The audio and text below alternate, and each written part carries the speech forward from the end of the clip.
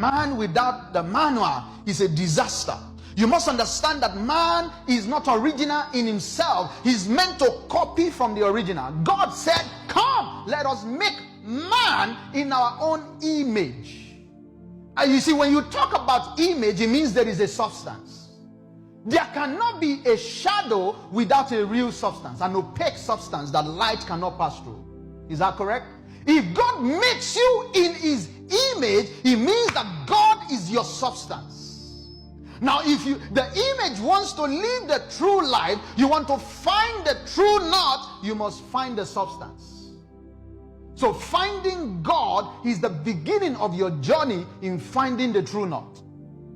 So when you come in contact with the Spirit of God, you come into salvation by Christ, and you have the Spirit of God, you have fulfilled the first lane, you have come in contact with your true substance. And the more you look into that true substance, you find out your true knot.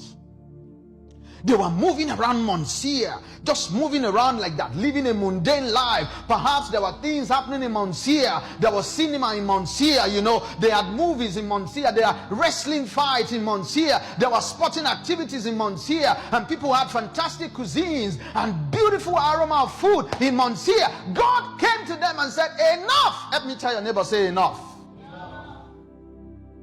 You have cycled this mountain. That was the same mountain your father cycled, and yet he was a believer. It was the same mountain your mother moved through, yet he was a believer. It was the same mountain that everybody, but God is saying to you, enough. You have cycled this mountain. I know that up till now, all that you have pursued up to this point that you found yourself in Canada is, what will I eat? What will I wear? What will I live in?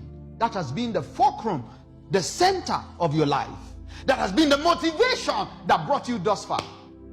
And God is saying there must be a time when you come to the reality of the fact that your life cannot be about Monsieur. It cannot be.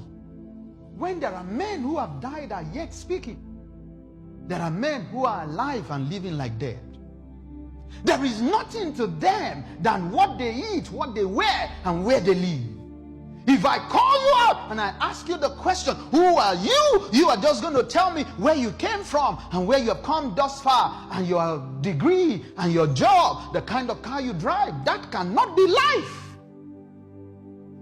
When last did you think about the fact that there was a reason why God packaged you out of heaven? You see, one of the things the devil is going to do is that he's going to give you something that looks like the knot, but is not the true knot. That's why the topic says finding the true knot. Because you see, the devil wants you to find the good knot, not the God's knot. Yeah, because you see, in the Garden of Eden, there was the true life, but there was also the life that will give you good and evil. So the temptation was after this order, that God wants you to live the God life, but the devil wants to bring you down so that you don't live the God life, you live a good life. And there are many believers who, though we have been, transformed into the place where we can live the God life, we're still satisfied with the good life.